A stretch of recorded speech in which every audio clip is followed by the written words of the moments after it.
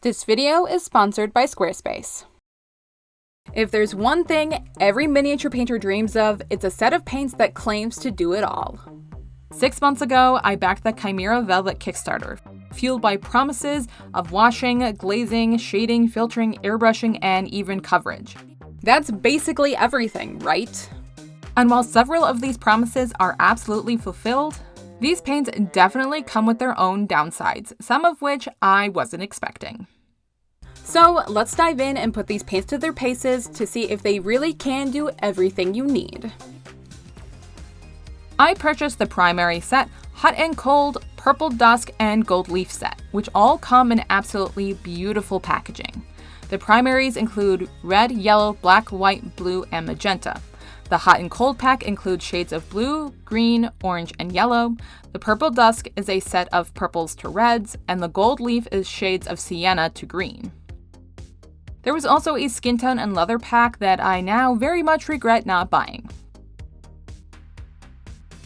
For this in-depth review, we are going to rate and assess the Kimera Velvet paints based on their advertised capabilities. But first, let's dive into the paint itself. The dropper bottles are really handy, dispensing just the right amount of paint without any fuss. As far as the inks themselves go, they are thicker than you might expect, which is intriguing. They have a kind of strong surface tension that makes them hold together well, until you mix in a bit of water. Then it's like magic. The surface tension breaks and they transform into silky, fluid consistency we love in good inks. Meanwhile, the color intensity and opacity are next level, way beyond your average inks. Let's kick things off with an airbrush test. I'm going to repaint a model I wasn't quite happy with so I can assess the Velvet ink's opacity and how it handles through an airbrush. Initially, the ink's unique consistency was a bit challenging, but I realized quickly that adding just a small amount of water directly from my brush was enough to achieve the perfect flow through the airbrush without over-diluting the paint. These paints delivered impressive opacity, especially for inks. Although the underpainting slightly affected the base coat, which was expected, the color stayed incredibly vibrant and true to what you see in the bottle. After laying down the base coat, I added a zenithal using the white ink. Just a few brushfuls of water helped the white ink perform on par with my go-to Daler-Rowney white ink, which I absolutely adore for its consistency and ease of use. But I'll still lean towards the Daler-Rowney for its straightforward application where no mixing is required. Overall, the Kimera inks flow through the airbrush beautifully. You could easily change the opacity by switching between just a brushful of water up to a few drops of water, and the vibrancy stayed intense the whole way through. I'm giving the Kimera inks a perfect score of 5 out of 5. And speaking of paints that can do literally everything, let's talk about Squarespace, the all-in-one website platform that does basically everything you'll ever need for a website. With cutting-edge design tools, anyone can build a professional, unique online presence that perfectly fits your brand. Need to sell your work? Squarespace Payments makes it ridiculously easy to manage all of your transactions in one place. It just takes a few clicks and you can start receiving payment right away. Or if you're thinking about merchandise, Squarespace's print-on-demand features let you sell custom products without ever touching inventory. You design, they handle the rest. So if you need a site that's as versatile as your painting skills, check out Squarespace. When you're ready to start, head to squarespace.com for a free trial. And when you're ready to launch, use code LYLAMEV to save 10% off your first purchase of a website or domain. All right, back to painting. Next up, let's delve into the coverage test. I decided to use spoons as my test surfaces to really see how these paints perform across different colors. Some colors, such as orange and purple, lack the opacity of others like blue and red. However, compared to other speed paints and inks, these colors were significantly more intense. This is evident in the way the black undercoat is visible through just one layer of these other paints.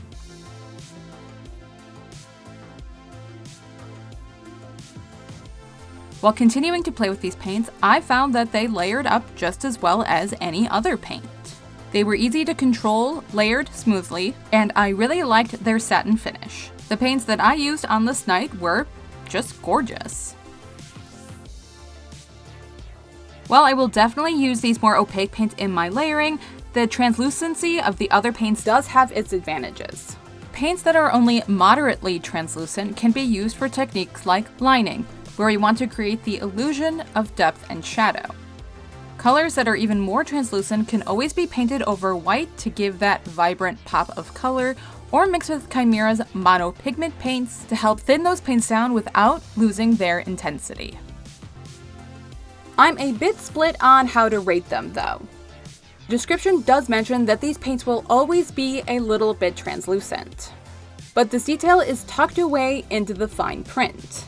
So the claim of coverage isn't an incorrect one. It's easy to overlook that and assume that since they're advertised for coverage, that they would be as opaque as a traditional paint.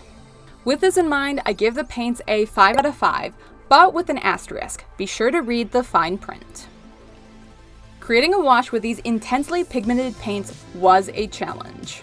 I started by adding wash medium directly to the velvet paint on my palette, which was a mistake in hindsight. A better approach would have been to first add the medium to the palette and then mix in just a small brush full of paint. It took about 6 drops of medium to thin the paint to the desired consistency and opacity of a traditional Citadel shade. But this method left me with a surplus of my mixture, making me feel like I wasted paint. However, they performed remarkably. It worked just as well as a Citadel wash. The paint settled beautifully into the model's recesses, enhancing the shadows while adding a uniform tint. Like typical washes, it faced some challenges on larger, smoother areas, such as the swath of fabric, but overall performed just as expected. If you're in a hurry, these might not be the best choice for you, but if creativity is what you're looking for, then these are perfect. Even though they had a steep learning curve, I'm still giving them a 5 out of 5 for their stellar performance and the beautiful results they delivered. Glazing and shading with inks are fantastic techniques to enhance the visual depth of your models. Here, I'm enhancing the shadows with purple, because purple always makes the perfect shadow. But you're not limited to just that. You can also use inks to add blush to your figures, giving them a lifelike vibrancy, or apply blue to create a nighttime glow. That's why shading and glazing are among my favorite techniques in miniature painting. For shading and glazing, I recommend the same lesson as before. Place your thinner medium onto your palette and then add in your inks. Start slowly with just a tiny bit of ink and add more and more until you reach your desired opacity. Personally, I like to test on the back of my hand. These paints perform beautifully in both shading and glazing, adding subtle depth of color that was very easy to blend out using feathering. Therefore, I give them a 5 out of 5. Okay, before we add everything up, let's talk about a few other points. At $27 USD per box, that puts each paint at about $4.25. For the flexibility and creativity to do just about everything, that seems like a totally worthwhile price tag. Therefore, I rate the price 5 out of 5. Now, here's where things get tricky: availability.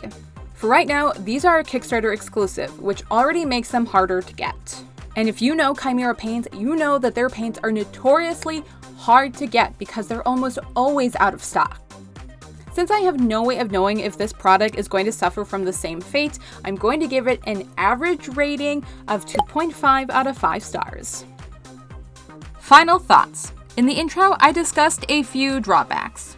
First was my initial misunderstanding about the ink's coverage, expecting more than they actually deliver.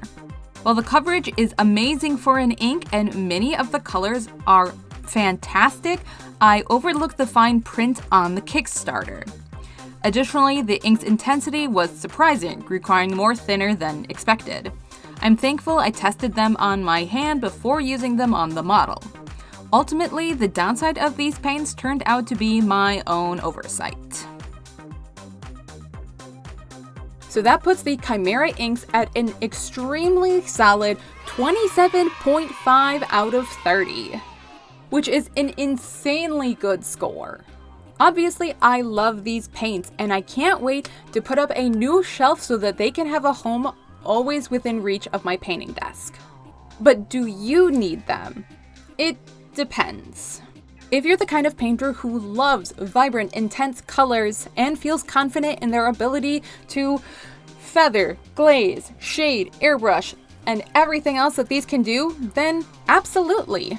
But if you're looking for a product that is zero fuss, this is not going to be for you. Now, one last note. If you bought the Kimera opaque paints and they've been sitting on your shelf collecting dust, then you probably won't like these paints. The velvets are just as advanced, if not more advanced, than their opaque paints. I'm not saying if you're still learning, don't get these, but I am saying know what you're getting into. These paints are incredible, but only if you're willing to put in the effort it takes to master them. If you found this helpful, you know what to do. Like, comment, subscribe, go join me on Patreon where you can get access to behind the scenes content, join my Discord server, and get one-on-one feedback. I'm going to be at Adepticon, which is just a few days away. So if you see me, please come say hi. It's literally my favorite part. All right, thanks so much. I'll see you next time.